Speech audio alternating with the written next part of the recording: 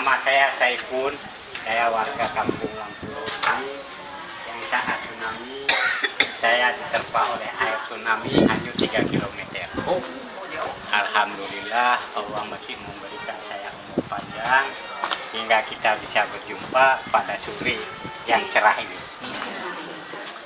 Itu kita mulai cerita sejak hari Ahad, mulai hari Ahad tanggal 26 Desember 2004. Itu pukul 8 pagi terjadi gempa yang luar biasa dasar. Gempa itu belum pernah terjadi di Aceh pada saat itu. Jadi saat kejadian gempa pagi itu, kami yang berada di rumah keluar rumah semua. Takut. Saat itu, saat kami berdiri di jalan, kita untuk berdiri kayak gini tidak sanggup karena goncangan begitu dasar. Kami duduk di jalan. Itu ada lama gempa lebih kurang 4 menit. Nah, lama. Jadi lepas gempa itu tidak langsung terjadi tsunami. Nah, ada tenggang waktu 20 menit. Jadi berhubung pada saat itu yang namanya tsunami kan belum pernah terjadi. Jadi lepas gempa kami balik ke rumah. Kebetulan kita di kampung ini ada satu tempat di pinggir pantai jual ikan nelayan pagi. Pelelangan kepemilikan. Saat lepas gempa mereka jual beli ikan balik. 20 menit kemudian mereka melihat air laut setinggi gunung warna hitam suara bergemuruh dari laut menuju darat. Saat mereka melihat air seperti itu, mereka panik ya. Sambil lari, sambil berteriak, air laut naik, air laut naik. Saat itulah orang berbagi. Sebagian orang percaya ikut lari. Sebagian lagi dia pikir air laut naik seperti air pasang biasa. Sebab pada saat itu tidak nampak air, kami belum nampak air. Termasuk pemilik rumah ini. Ibu Abasia saat itu ada 4 orang anaknya kecil-kecil. Yang paling kecil umur 2 tahun, yang paling besar umur 10 tahun. Ya, saat mendengar orang berteriak air laut naik, terpikir oleh Ibu Abasia. Gempa begitu dahsyat. Kalaupun air laut naik, mungkin air pasang agak tinggi. Takut anaknya tenggelam di air pasang. Dibawa oleh Ibu Abasia ke tingkat 2 rumah dia.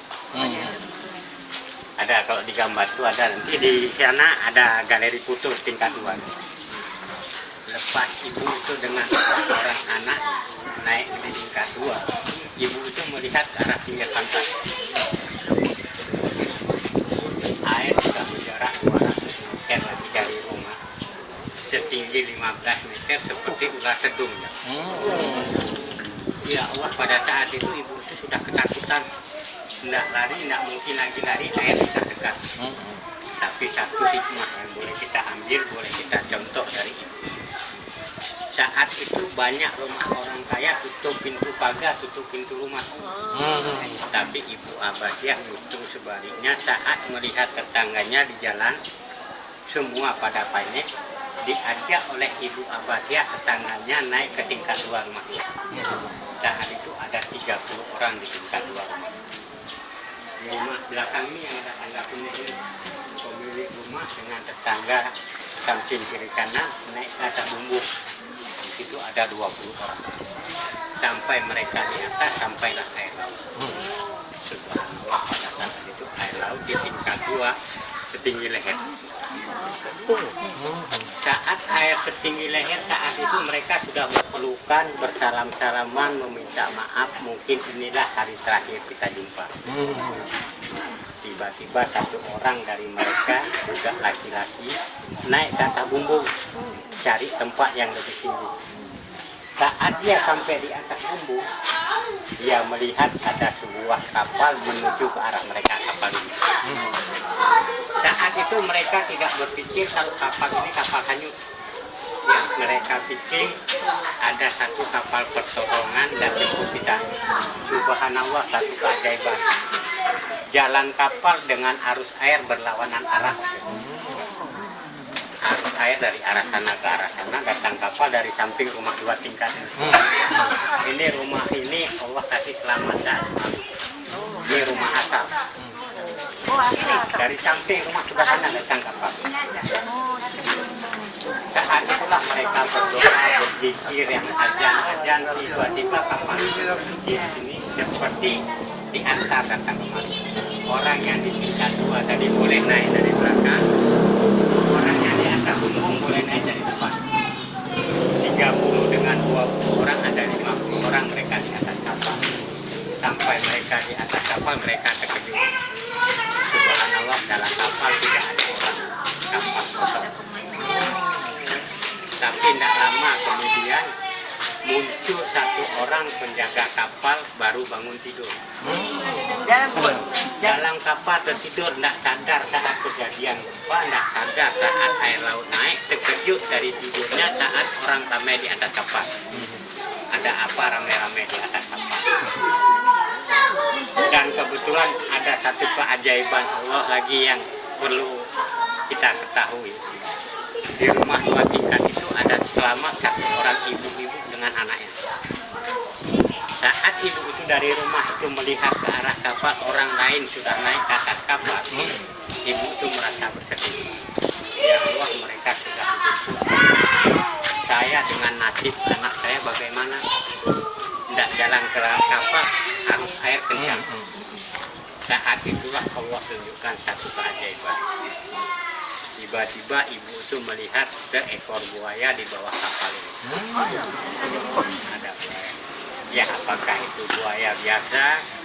Apakah itu buaya yang mengantar kapal ini kemari? Wah. Hanya Allah yang tahu. Itulah mereka bertahan hingga pukul 12 siang. Saat itu subhanallah matahari luar biasa terik. Sejak pagi mereka belum makan, belum minum. Pukul 12 air laut masih tinggi, gempa 5 menit sekali datang. Saat mereka kelaparan, kehausan, subhanallah, Allah beri bantuan lagi. 1 tandan buah kelapa muda isi 7 buah hanyut ke samping kapal ini. Mereka ambillah buah kelapa tadi, mereka belah, airnya mereka bagi sedikit-sedikit, isinya mereka makan. Ya. Kalau tanya sekarang kita cerita balik ulang sikit. Dia itu satu kebesaran Allah yang perlu kita pikir. Saat kejadian tsunami, posisi kapal ini kapal bocor lagi di Rute.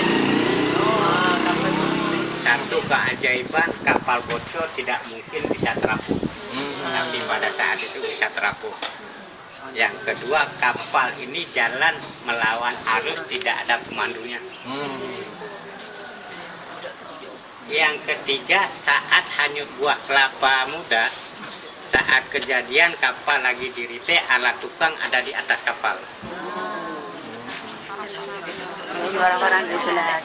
Yang keempat, tidak mungkin sebuah kapal hanyut bisa terletak seperti ini, 2 tempat orang yang butuh pertolongan bisa sekali naik.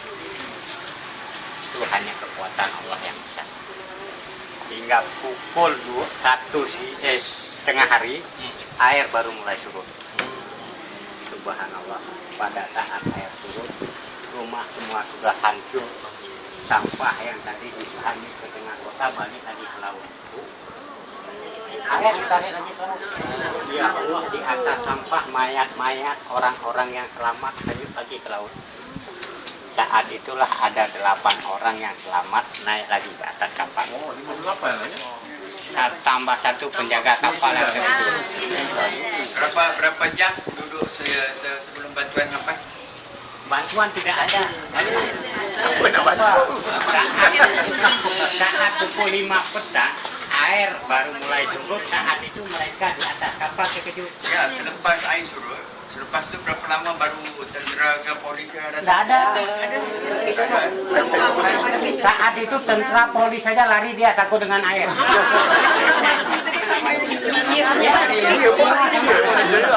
Tidak ada orang kuat, tidak ada orang pandai saat itu, semua sama. Berapa hari saat itu? 1 hari tidak sampai. pukul 8.30 kejadian tsunami. Sebenarnya pukul 3 petang kami sudah bisa turun. Karena pada saat itu kita takut. Takut terjadi tsunami lagi, sampah sudah bertumpuk di bawah. Saat pukul 5 petang air sudah di bawah, mereka di atas kapal terkejut. Air sudah di bawah, kenapa kita masih di atas? Turunlah satu orang, baru tersadar mereka kalau kapal ini sangkut di atas rumah. Jadi alhamdulillah ada 59 orang yang selamat di atas kapal ini. Itu cerita sejarah kapal ini. Masih ada waktu Pak ya? Masih, lanjut. Ini mungkin satu cerita sejarah saya pribadi. Mungkin banyak hikmah yang boleh kita ambil. Saat lepas gempa, 3 orang anak istri saya beserta saya balik ke rumah. Kasih beres barang-barang yang jatuh saat kejadian gempa. 20 menit saat kami mendengar orang berteriak air laut naik, saya keluar rumah. Begitu sampai di depan rumah, subhanallah, yang terpikir oleh saya, ya Allah, apakah hari ini hari kiamat? Sama gambaran seperti dalam Al-Quran.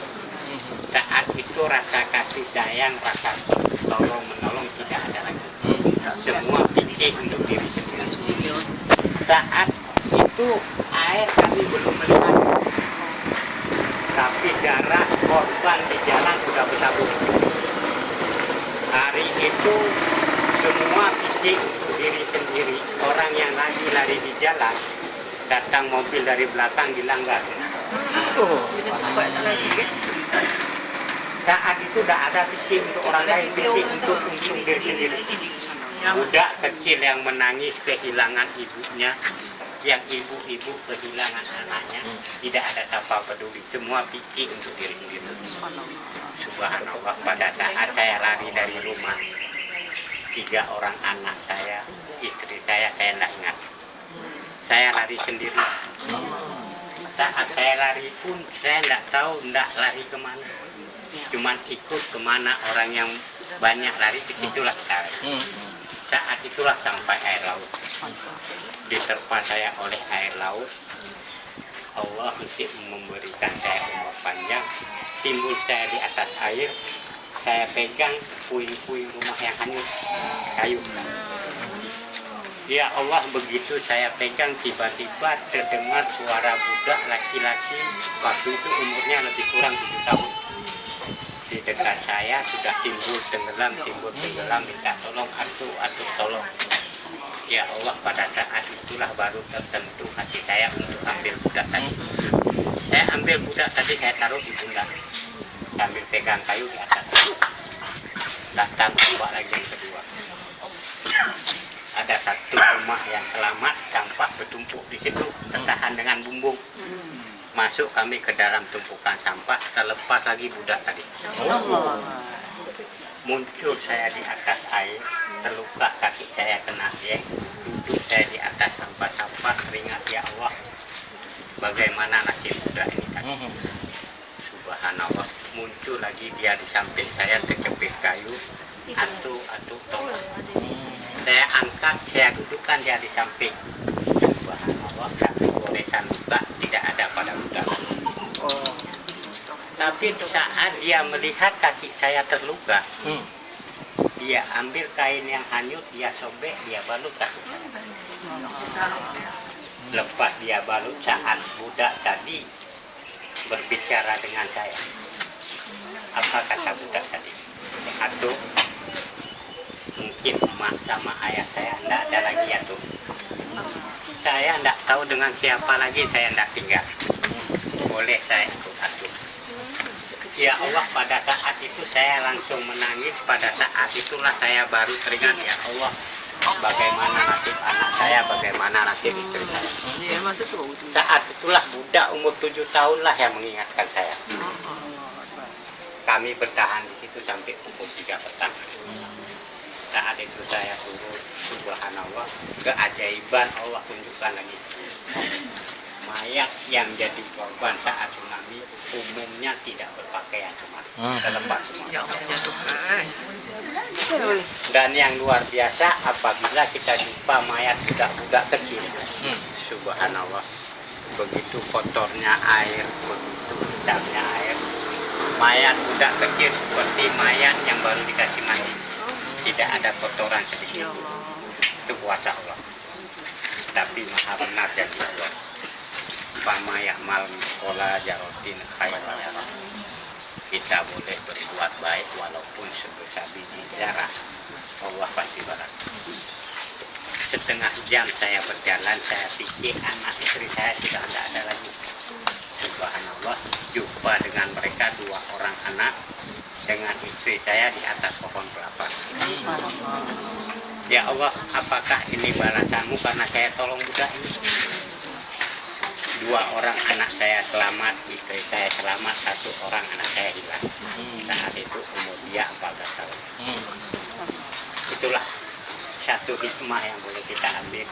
Dalam keadaan seperti apapun, kita boleh berbuat untuk orang lain, buat kebaikan untuk orang lain. Allah pasti balas. Tapi anak yang jumbo itu Alhamdulillah 1 minggu selepas tsunami saat kami tinggal di pengungsian, ada seorang ayah yang kehilangan anaknya berjumpa dengan ayahnya. Ya, alhamdulillah. Emaknya hilang. Tapi anak awak seorang lagi Hilang sampai sekarang. Sekarang budak tuh tinggal di mana sekarang? Budak 7 tahun tuh. Budak 7 tahun dari ikut ayahnya karena ibunya jadi korban, ayahnya cari ibu yang baru. Oh, masih di Aceh, di Aceh lah. Nah, di Aceh cuma di luar daerah. Ada jumpa dengan Pak Cik tak? Tak jumpa lagi. Tak jumpa lagi. Mungkin ada yang boleh ditanyakan. Kenapa dia tak mencari ya? Mencari.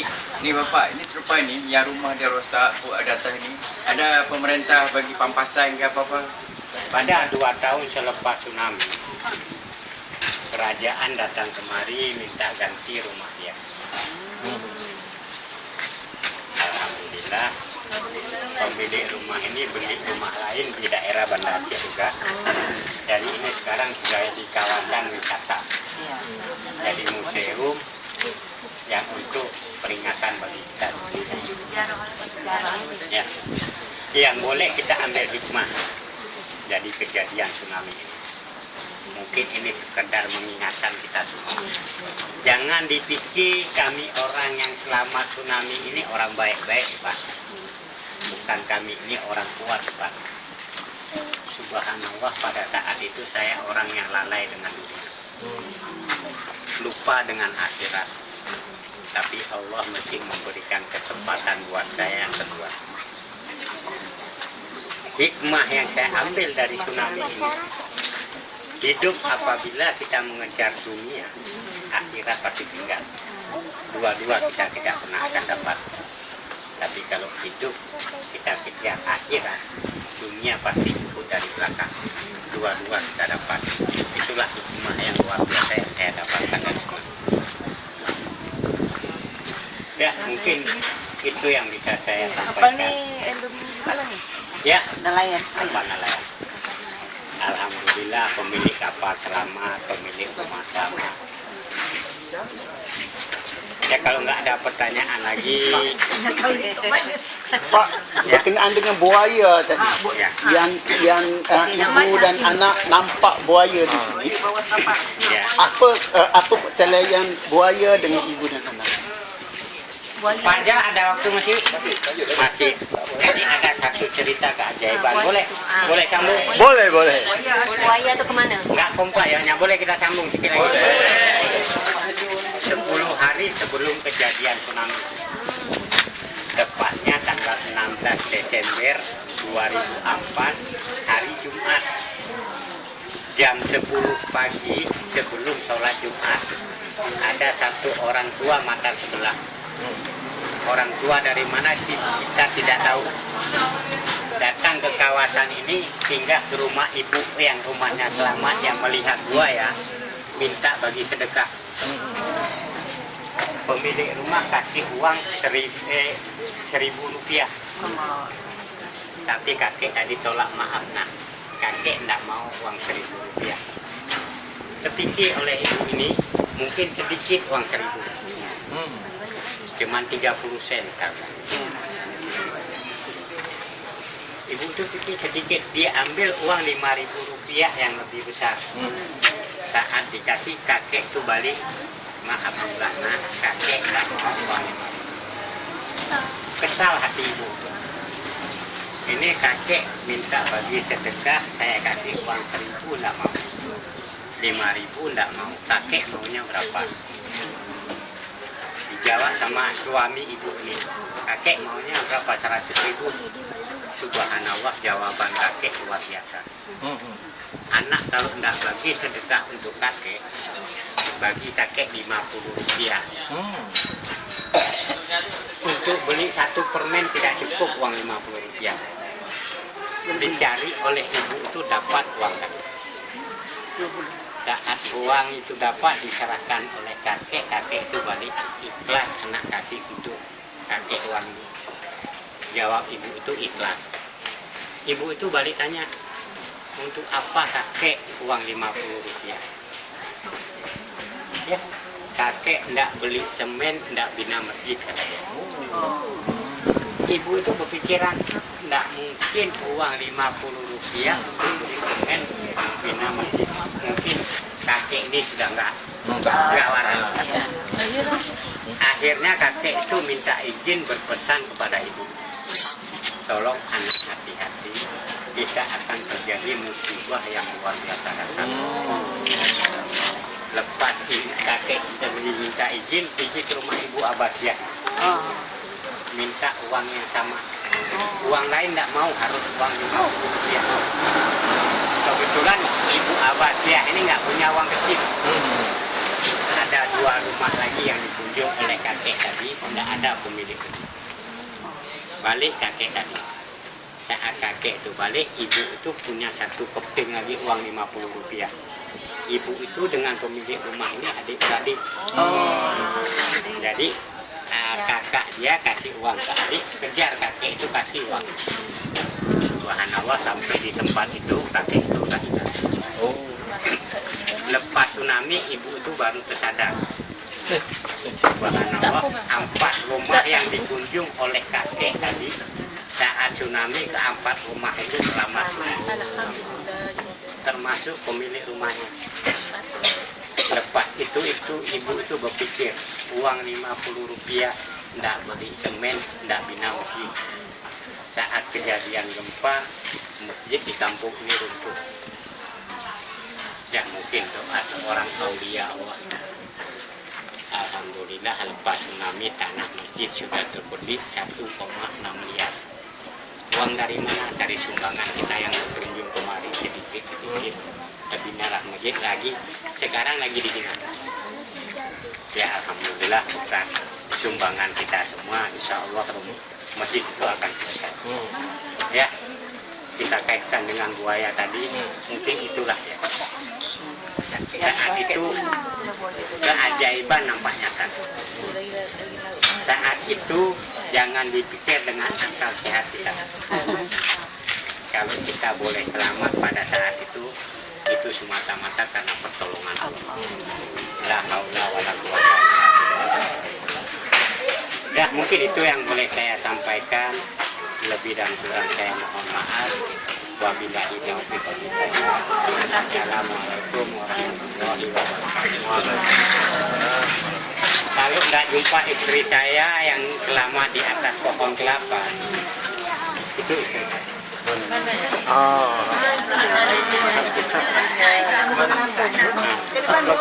Saat jumpa pertama seperti film Hindustan.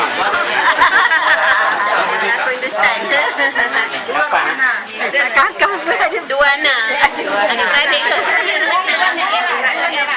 Anaknya udah besar-besar. Anaknya yang itu mana 2? Anaknya udah besar-besar. Oh, sudah besar. Yang belum ada menantu kalau ada anaknya laki-laki. Datang ke Malaysia cakap. Datang ke Malaysia cakap. Banyak puan kan bawa anak perempuan kemari. Ada anak perempuan di dalam. Kalau ibu itu hanya di tengah laut. Ya. Nah, ibu sana yang selamat di atas kapal ini. Oh, di laut ada tengah laut. Nah, dia Balik semula. datang perahu nelayan jumpa. Master sekolah aja. Satu yang kena makcik tu tak kena pun.